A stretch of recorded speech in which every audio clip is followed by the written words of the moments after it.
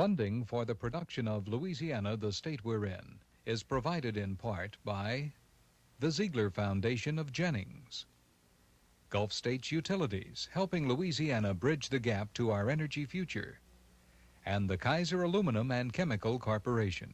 Louisiana's legislature comes to town in an election year. The Senate president steps down, and there could be some big changes in our state's economic future.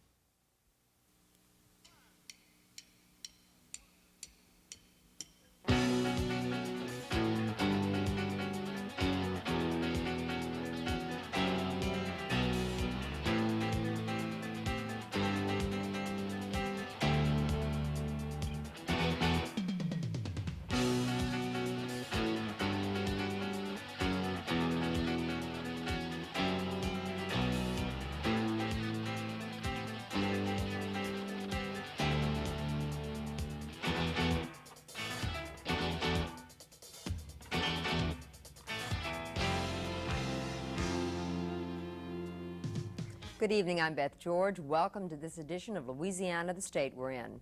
This week marked the opening of the 1983 session of the Louisiana Legislature. And on our program this week, we'll give you a blow-by-blow account of what went on at the state capitol. The chief order of business is establishing the state budget. And on that topic, we'll hear from two distinguished guests who have been employed by the state legislature to do some long-range planning. We'll have a report from David Young concerning the governor's opening remarks to the session and various reactions to the governor's speech. But we'll begin with a report from Robin Eckings on two major events that changed the face of the leadership in the Senate and the House, one expected and one tragically unexpected. Mr. President, gentlemen of the Senate, I've delivered a communication to the Secretary, and I ask that he would read it at this time and enter it in the records of the Senate. This is a letter addressed to the members of the Senate and the Honorable Samuel B. Nunez, President Pro Tem. Dear Senator Nunez and fellow senators, I herewith submit my resignation as President of the Louisiana Senate immediately. It was no surprise. Weeks before the opening day of the session, Senate President Michael O'Keefe had announced his decision to step down.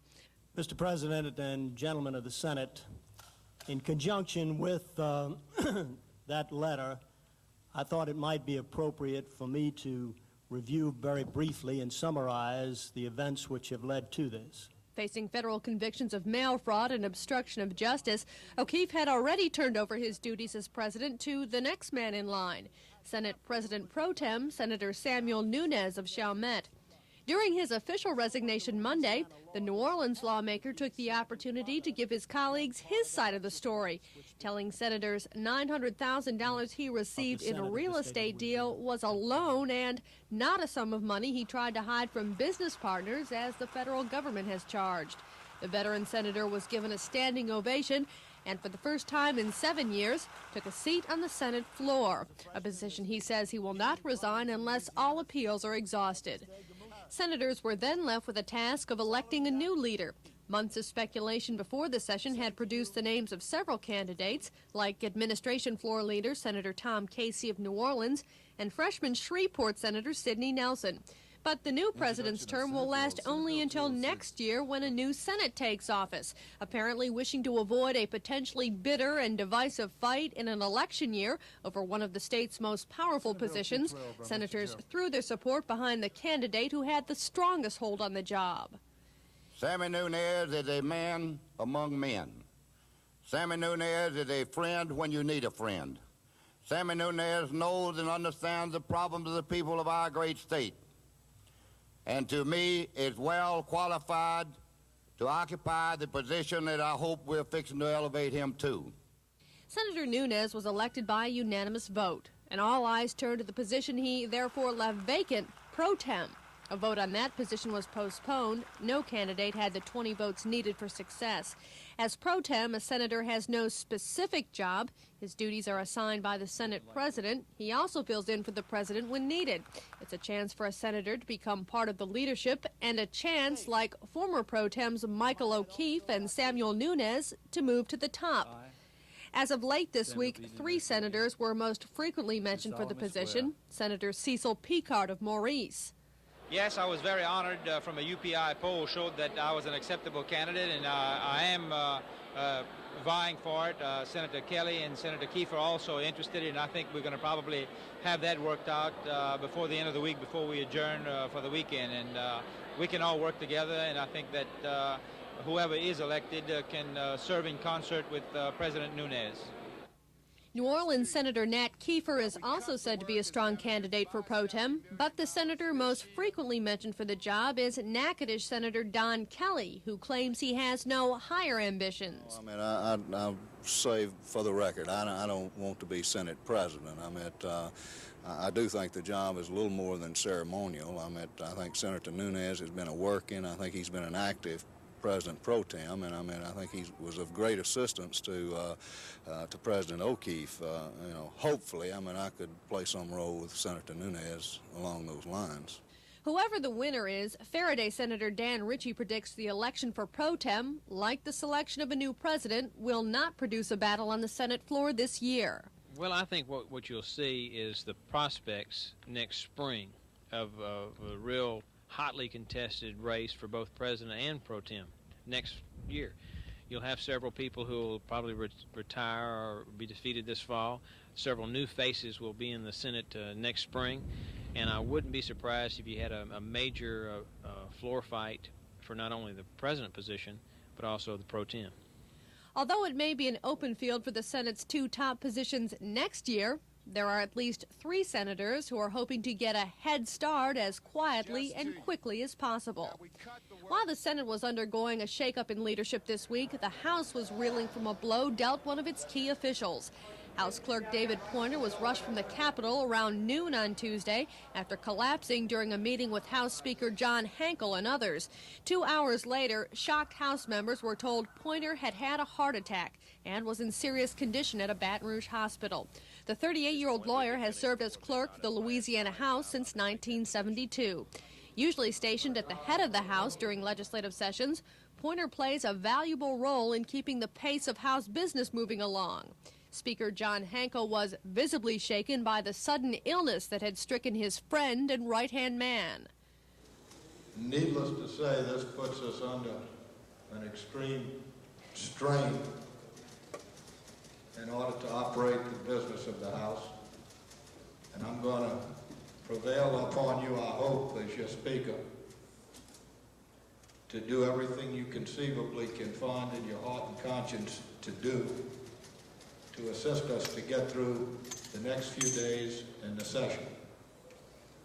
Representative LaBorde and I are going to do everything that we know how to do to get us through the session, but quite frankly, Mr. Poynter has been the clerk of this House since 1972. He is the director of our Legislative Service Division, so we've been dealt a double body and head blow. A brief prayer for David Poynter followed. As of late this week, he was reported in critical but stable condition. On a more positive note, the 1983 regular session of the Louisiana Legislature began in the traditional mode, with the governor addressing a joint session.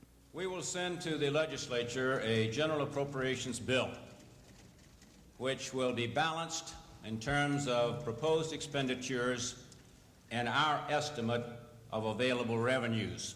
The governor did not deal specifically with the budget estimates, only promising legislators a balanced budget and a pledge to them if they wanted to spend more, they would have to find the funds or raise them themselves. But he did take the opportunity to announce a few of his major legislative proposals. Indeed, because we are a coastal area, we are target for the importation of drugs and their distribution.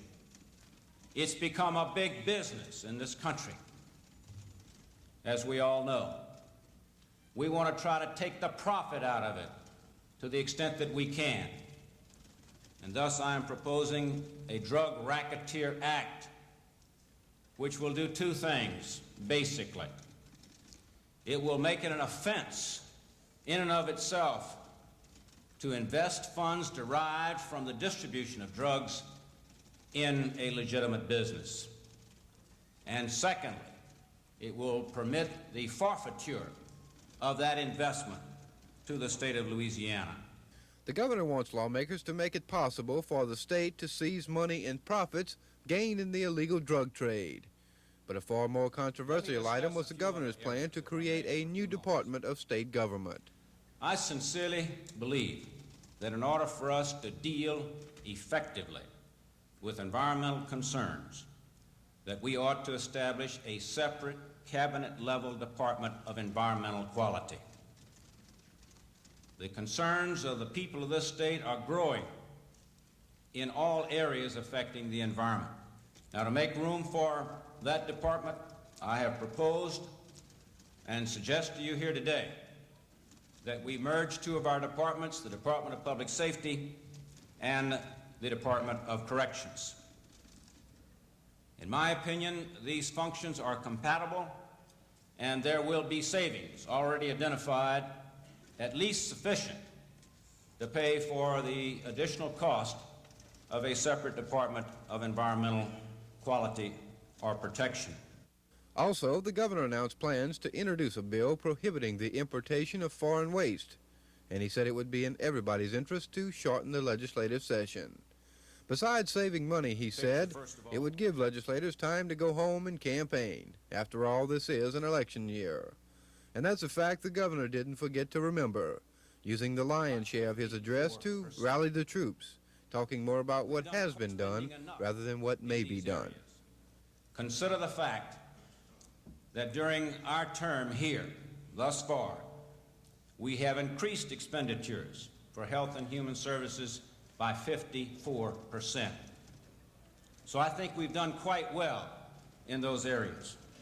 In education, the expenditures will be virtually the same, actually a very slight increase when you combine all the education programs. That represents a 50% increase in the little more than 3 years that we have been here. Unlike 36 or more other states of the 50 states, we have not had to go to the public and say taxes must be increased. And I think, and I say this sincerely, I believe the record that we have made together, is a good record.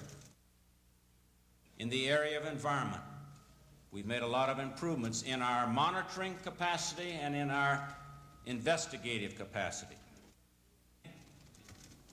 We've begun new initiatives in higher education, such as the Louisiana University's Marine Consortium. The number of state employees adjusted for population growth is down since the time we came here in March of 1980. In the area of social services, despite the fact that we've had federal retrenchment, a smaller participation by the federal government in a lot of our programs, we are still providing a very high level of service. And confrontation is a part of the democratic process.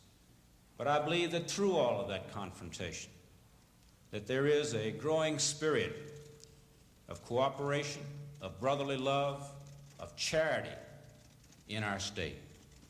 And I believe that that's going to continue to grow. And it's that spirit which will prevail now and grow in the future that's going to help each and every one of us work together to realize the great potential of this magnificent and beautiful state of Louisiana. Thank you. After his speech was said and done, the legislators began to have their say. Oh, I think certainly there was some PR involved in his speech. Well, the biggest thing that I think that I was more than happy about than anything else is the fact that it was a very good farewell speech. Even though it might sound like campaigning at this particular time, after all, anything he says now is going to be put in the balance. If he tells the facts of how it is and the proof of the pudding is eaten, it's going to say, well, he's campaigning. Number one, you can tell this is a political year because the governor used the opportunity with the media and the legislature to talk about the accomplishments of this administration. Watching it all from the sidelines was a former governor who figures into the picture as the challenger who hopes he delivers the first opening day speech in 1984. It was the first 4th of July speech of the year. I think he would have been better advised, although he didn't seek my counsel, to try to explain to the legislature and to the people why or how he overestimated revenue this fiscal year by about $600 million. I think he should have explained to the legislature how he proposed to deal with the shortfall, which came about by his own miscalculations last year. And secondly, he should have tried to explain to the legislature how he proposes to avoid that same shortfall next year. Governor Treen's opening address may have received mixed reviews, but the debut of 2 legislative proposals he supports met with undisputed success. A bill intended to hit big-time drug smugglers in the pocketbook was approved by the House Criminal Justice Committee. The new law would give police the power to seize businesses and other profits acquired through illegal drug trafficking. The proceeds of these drug sales, which you and I both know, are used to purchase boats, planes, real estate, going into legitimate business. And how do you get to at the real source of this crime problem in our country? The bill before you, House Bill 264, is intended to do just that. What this bill essentially is, or is close to, is the federal racketeer influence corrupt organizations, the so-called RICO Act, converted to Louisiana terminology and focused in, I think refined somewhat and focused in on the drug problem. As you all know, most people estimate who try to study this area that at least 40% of all crime, not just drug crimes, but all crimes are drug related. So this bill does not just address the drug problem. It, I think, addresses all criminal activity in the United States. The House Natural Resources Committee gave quick approval to a bill by Dry Creek Representative James David Kane that would forbid the disposal in Louisiana of hazardous waste from foreign countries. Governor Treen is backing another similar bill, saying Louisiana has enough waste of its own to handle. Both the hazardous waste and racketeering bills now go to the House for debate.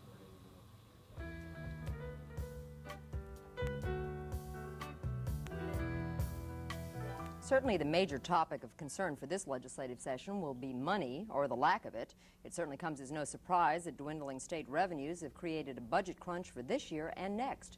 Some lawmakers have seen the necessity for doing long-range economic planning, and they've hired our 2 guests to provide them with some information and insight into Louisiana's economic future. Roger Vaughn is an economist with a doctorate from the University of Chicago. Mr. Vaughn has done similar planning for other states. Belden Daniels is also an economist who has taught at Harvard and MIT. Mr. Daniels is a former international banker. Well, gentlemen, your credentials are certainly impressive, but I understand that your recommendations may differ somewhat from the conventional wisdom we've been hearing around the legislature for some years.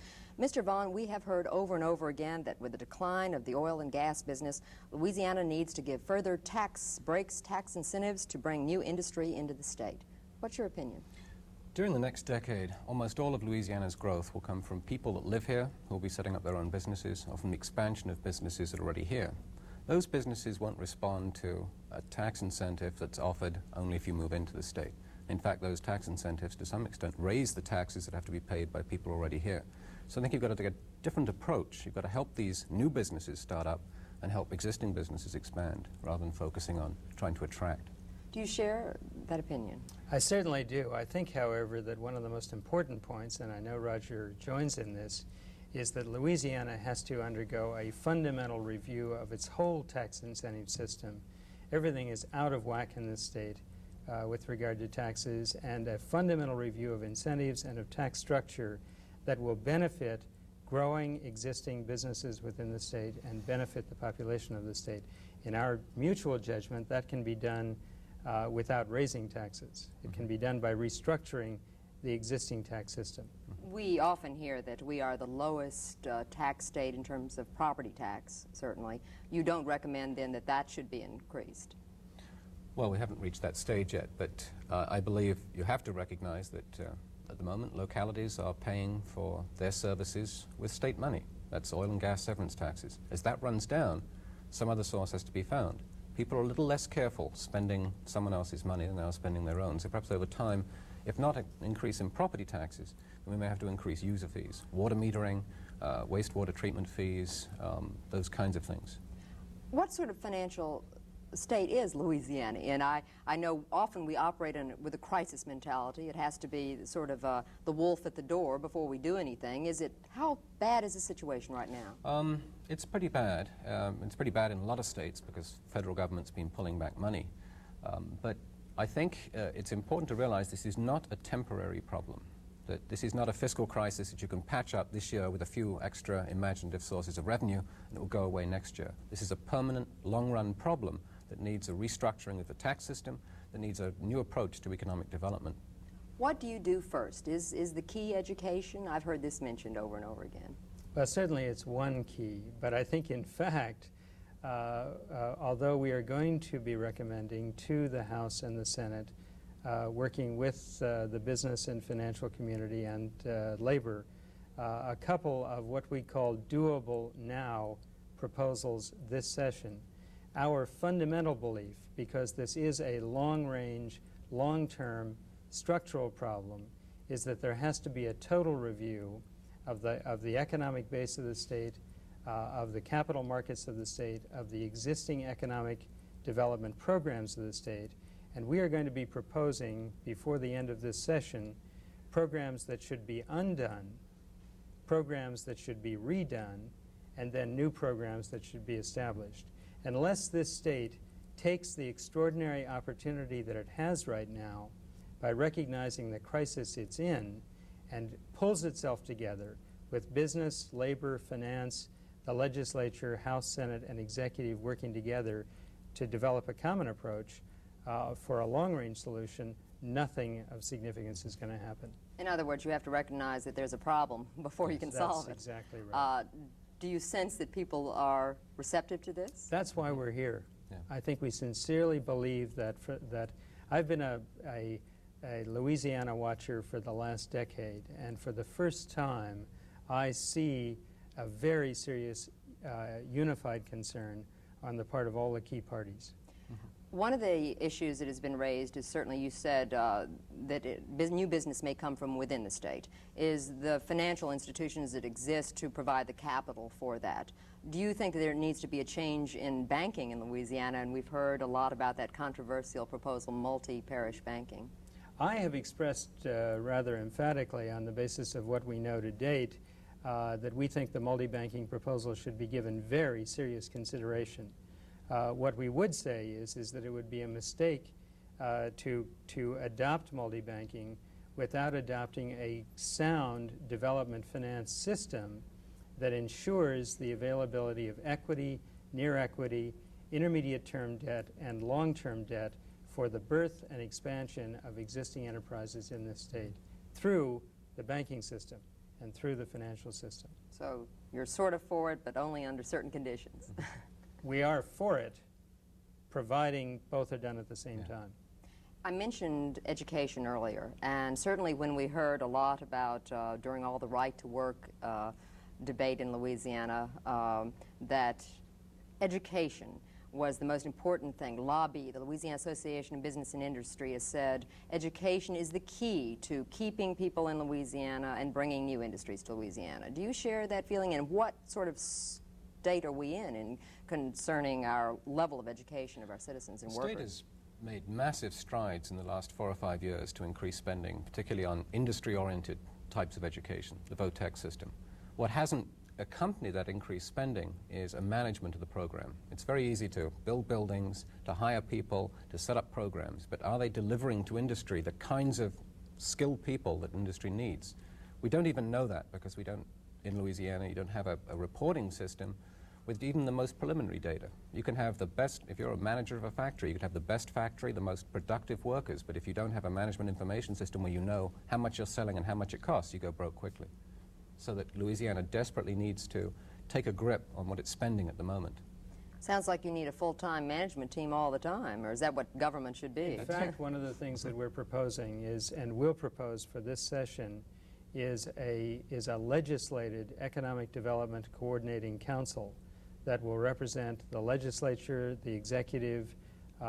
We do think that the Department of Commerce and Industry under Ben James in the last 6 to 9 months has become tremendously dynamic, doing an extraordinarily good job. What we'd like to see is that institutionalized, and that department can't do it all.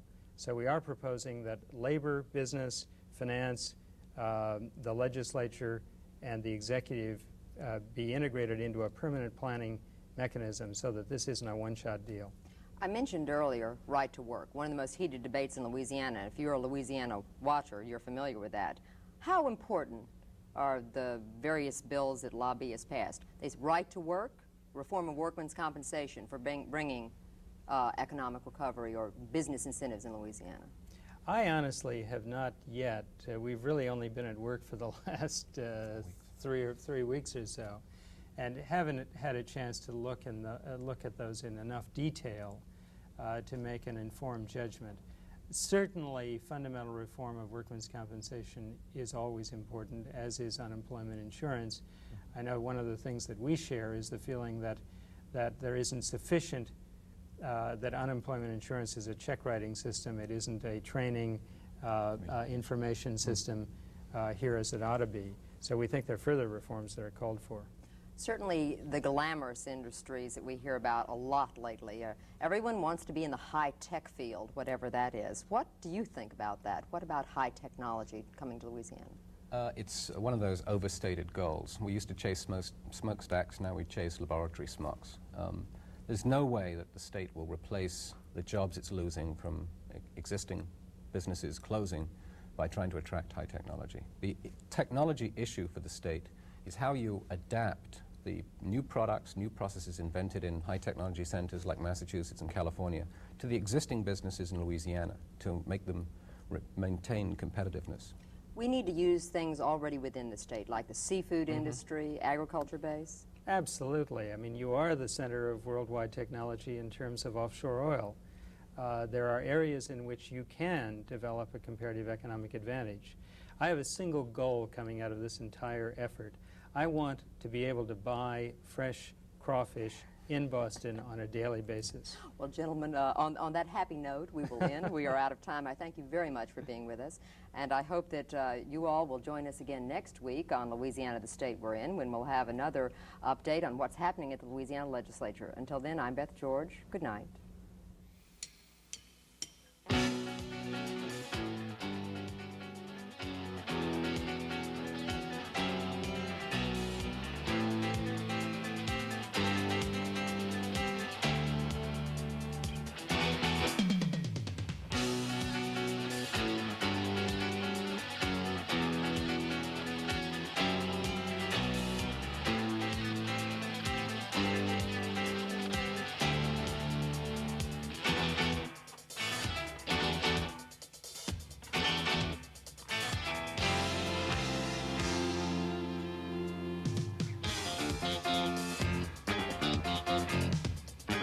Funding for the production of Louisiana, the state we're in, is provided in part by the Ziegler Foundation of Jennings, Gulf States Utilities, helping Louisiana bridge the gap to our energy future, and the Kaiser Aluminum and Chemical Corporation.